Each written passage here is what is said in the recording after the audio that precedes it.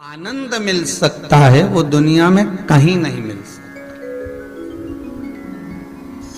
सारे तीर्थ धाम आपके चरणों में, हे भोलेनाथ प्रणाम आपके। शिव के चरणारविंद में सारा सुख आनंद हमें प्राप्त हो सकता है।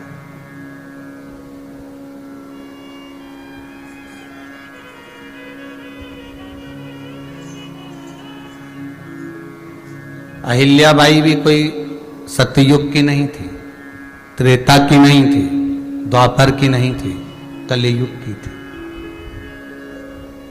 ये नाम भगत भी सतयुग त्रेता का नहीं थे, द्वापर के नहीं थे, यही कलियुग के थे। कड़प सतयुग त्रेता और द्वापर के नहीं थे, यही कलियुग के थे।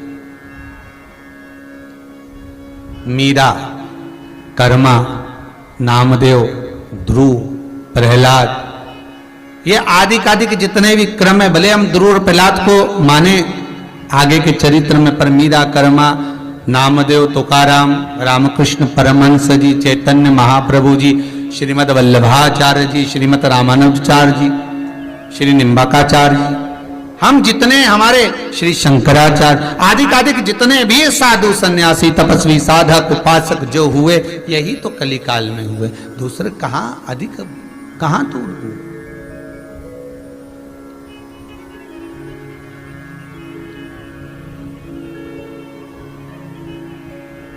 एक प्रश्न है,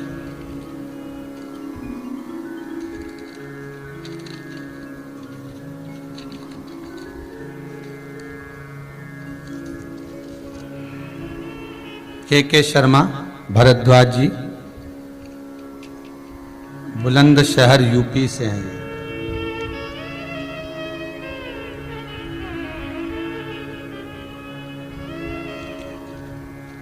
हमारे यहां पर शिवलिंग है, पर केवल लिंग रूप में ही है। पार्वती जी का हस्त कमल अर्थात जिस पर शिवलिंग रखा हुआ है वो नहीं है, और उस पर अशोक सुंदरी की जगह भी नहीं है।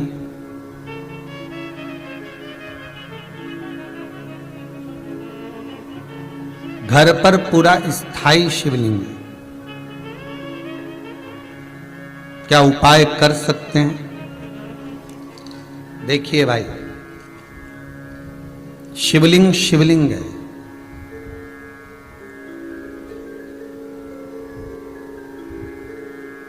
भले वो पार्वती जी का हस्त कमल ना हो, भले अशोक सुंदरी की जगह ना हो, भले अशोक सुंदरी की जगह भले ना हो, और भले उसमें हस्त कमल माता पार्वती जी का ना हो, परंतु शिवलिंग शिवलिंग है।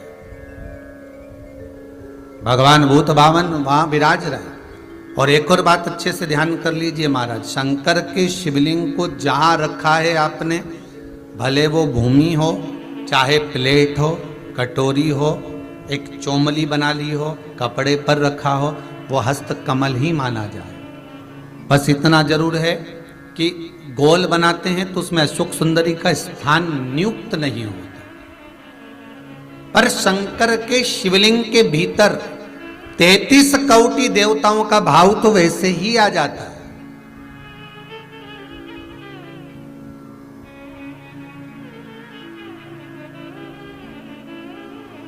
किसी ने एक प्रश्न किया, गुरुजी आप बताते हो कि कमर दुखे, हाथ पैर दुखे, पांव दुख रहे हो, कमर दुख रही हो, पीठ दुख रही हो, सिर दर्द हो रहा हो, तो शंकर जी के मंदिर में जाकर शंकर जी की शिवलिंग की बेलपत्र उठाकर शंकर जी के शिवलिंग को देखकर चबा चबा कर खाना है। तो हम ऐसे बेलपत्र खा लें तो घर पर ले जाकर शिवलिंग देखकर क्यों? तो शास्त्र कहता है कि उसके प्रतिबिंब से, उस शिवलिंग के स्वरूप से जो किरण निकलती है, उस किरण से ही तो हमें रोग मिटाना है।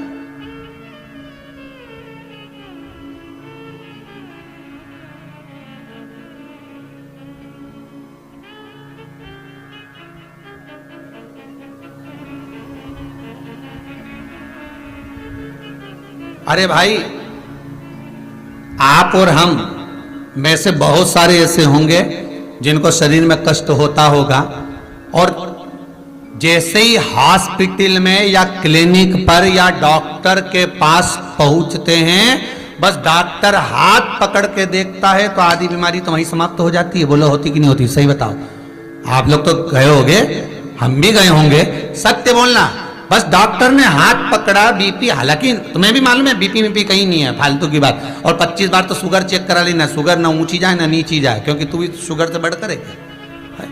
तो अपन भी तो हृदय से मीठा बोलते हैं, तो अपन कम, तो वो सब जांच करा ली, कहीं नहीं निकला। तो कई माताएं आके बोलती है, गुरुजी हमने खूब जांच कराई थे महाराज, कहीं नहीं निकला, पर समझ में नहीं आया, उसके बाद भी पांव दुखे। अर्थात डॉक्टर के पास जाते हैं तो आधी बीमारी तो यही समाप्त हो जाती है, डॉक्टर के पास पहुंचते से बीमारी समाप्त हो जाती है। तो आखिर कारण क्या है कि शंकर का शिवलिंग का दर्शन करें और फिर बेलपत्र को खाएं। अर्थात शिव के शिवलिंग स्वरूप में से जो किरण निकलती है, उसका स्वरूप, उसका आनंद हमारे रोग को वैसे ही हरण कर लेता, हमारे रोग को वैसे ही समाप्त कर देता।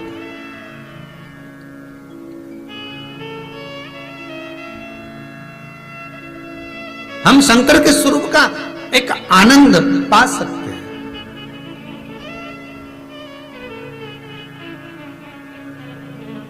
चलो जाने दो, एक और सरल भाषा से समझो।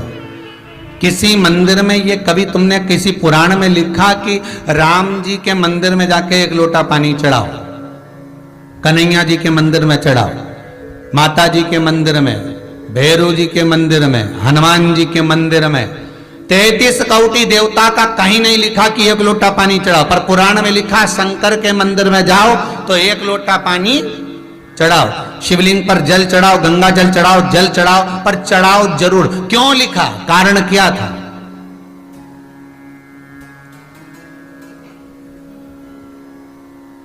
एक आध बार राम जी के मंदिर जाओ, कन्हैया जी के मंदिर जाओ, देवी जी के मंदिर जाओ, अच्छा बढ़िया माता जी चुनरी मुंदड़ी पहन के बैठी हो, बढ़िया सब लगा लोगों के, और पंडित जी के हाथ यहां से, और बाल्टी भर के, लोटा भर के पानी ले जाओ और माता जी के चढ़ा दो। फिर देख, फिर पंडित के जो माता है उसके देख, अभी तो तूने माता जी के चढ़ाया था, अब माता जी तेरे पे चढ़ेगी। अब हम देख, है?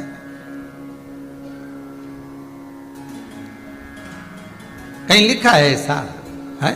पर नहीं, शिव के लिए लिखा है कि जल चढ़ाओ शंकर के शिवलिंग पर। क्यों? उसका कारण है, जब हम जल चढ़ाने के लिए जाएंगे तो शंकर भगवान पर जब जल चढ़ेगा तो उस जल का स्पर्श हमारे हाथ से शिवलिंग का होगा तो उससे हमारा कल्याण अपने आप हो जाएगा। क्योंकि सारे आनंद चरण, सारे देवताओं का एक तेजपुंज उस शंकर के स्वरूप में विराजमान है। कहते हैं जब संपूर्ण सृष्टि खंड नष्ट करने का जब समय आता है, भगवान शंकर काय के देवता है? संहार के देवता। जब भगवान शिव संहार के देवता हैं, जब संपूर्ण सृष्टि खंड समाप्त होने का समय आता है, पूरी पृथ्वी जब जल में मग्न होने वाली रहती है, तब 33 कोटि देवता आते हैं और भगवान शिव जी से निवेदन करते हैं, सब कुछ आकाश पताल तलातल रसातल सब नष्ट होने वाला है, क्या करा जाए? शंकर भगवान कहते हैं आप सब मेरे पास में आ जाओ और मुझ में समा जाओ। 33 कोटि देवता शंकर के अंग अंग में समा जाते हैं। हम कहते 3.5 करोड़ रोम छिद्र ये मनुष्य के शरीर में है। शास्त्र कहता है 33 कोटि देवता भगवान शंकर के शरीर में है। जब भगवान शंकर के शरीर में 33 कोटि देवता विराजमान हो जाते हैं, शिव के भीतर विराजमान हो जाते हैं, तो हम जल केवल एक देवता को नहीं चढ़ाते, 33 कोटि देवता को चढ़ाकर उसका पुण्य अर्जन कर लेते हैं, पुण्य प्राप्त कर लेते हैं। 33 कोटि देवता को चढ़ा,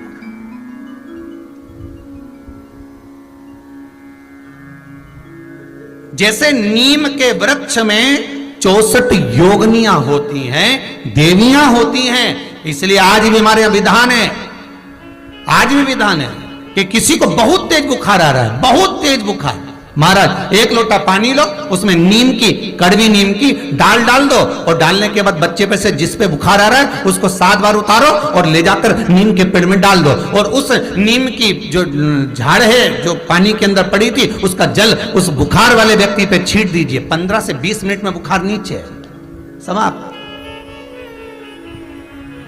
देवियां अपना भाग ग्रहण कर लेती, देवियां भाग को प्राप्त। वो तो अब इन सारे वृक्षों की जो महत्वता है, चाहे नीम हो, बेलपत्र हो, शमी पत्र हो, महाराज रुद्राक्ष हो, इनकी जो महत्वताएं हैं, लोगों ने अपनी महत्वता दिखाने के चक्कर में इन सबको छुपा दिया। वो तो ये शिव महापुराण को वेदव्यास जी ने लिखा, इसमें सारा वर्णन कर दिया कि कौन से वृक्ष से हम क्या क्या फल प्राप्त कर सकते हैं। एक स्कंद पुराण, शिव पुराण, लिंग पुराण और नर्मदा पुराण, ये पुराण शंकर से ऐसी जुड़ गई जिससे हम प्राप्त कर सकते, जिससे हम ग्रहण कर सकते।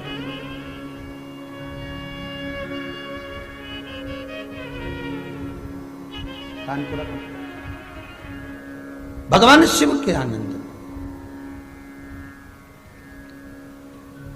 और जब भगवान शिव सुख प्रदान करे, आनंद देवे, शिव महापुराण की कथा कहती है,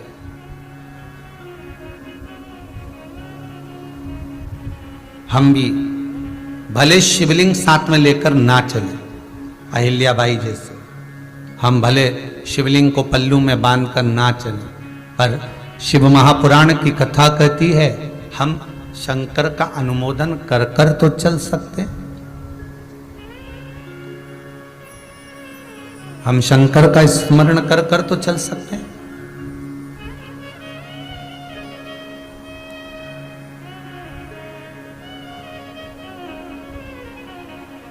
शिवरी नारायण में कथा कही थी, आपको याद होगा।